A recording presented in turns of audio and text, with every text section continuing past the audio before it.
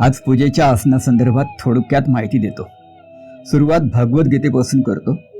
6व्या अध्यायात एक श्लोक आहे. योगक्रियेच्या माध्यमातून चित्तशुद्धी करताना आसन कसं असावं हे त्यात सांगितलंय. शुचौ देशे प्रतिष्ठाप्य स्थिरम आसनम आत्मनः न अत्युच्छ्रित न अतिनिच्चन चैलाजीन कुशोत्तरम. अर्थ असा की योगक्रिया करताना आसन समतल भूमीवर ठेवावं, शुद्ध भूमीवर ठेवावं. चैलाजीन कुशोत्तरम म्हणजे खाली दर्भासन, त्यावर जीन म्हणजे मृगाजीन आणि त्यावर चैल म्हणजे लोकरी वस्त्र असं तिपेडी असावं. नैमित्तिक पूजापाठाच्या माध्यमातून चित्तशुद्धी करताना हे आसनाचं महत्त्व आहे. किंबहुना आसनाशिवाय पूजा करूच नये.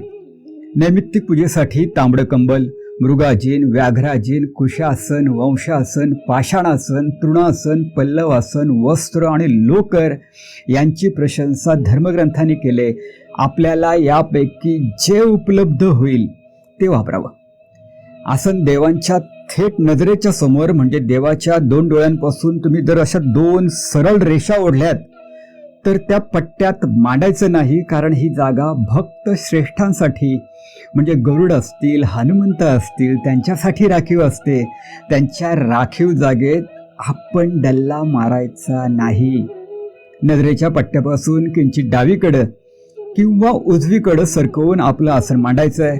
आसन मांडताना पायानं सरकवून ॲडजस्ट करायचं नाही.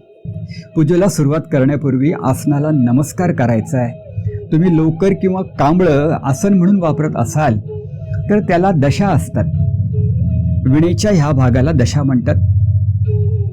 या दशा दक्षिणेला येणार नाहीत याची कटाक्षाने काळजी घेत आसन मांडायचंय. समजा नाईलाजाने त्या दक्षिणेला येणारच असतील तर दक्षिणेच्या दशा अशा खालच्या बाजूनं दुमडून घ्यायच्यात.